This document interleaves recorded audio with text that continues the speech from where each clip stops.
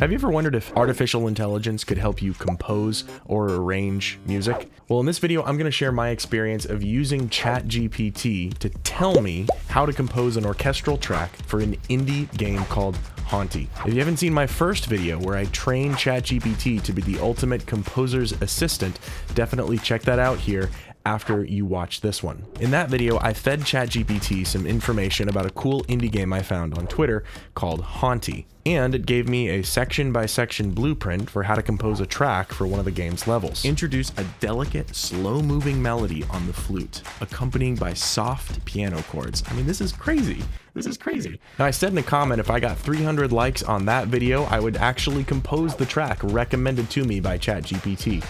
But my curiosity got the best of me and I couldn't wait. So I booted up Reaper and I set up my mise en place. You know, that's where I get all my instruments out first before composing. And you can learn more about that in my video on how to compose video game music. I will say orchestral composition is probably my weakest area. So I knew that this would be honestly a good challenge and a learning experience, and I hope you can learn from it too. Now, I already had some basic ideas that I'd come up with at the piano.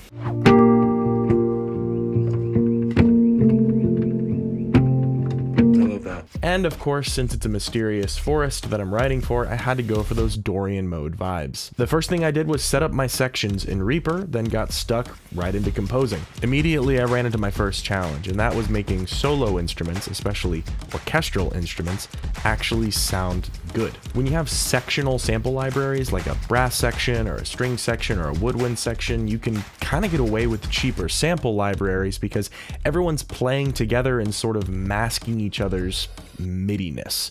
But with solo instruments, that's a lot harder. I mean, these are some of the most nuanced instruments in existence. Oh, and it doesn't help that I had to use the stock orchestral sounds from the Contact library. Oh, listen.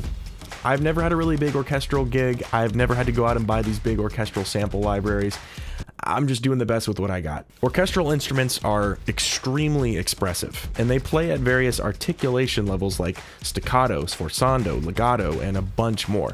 And this is a big part of making these instruments sound real.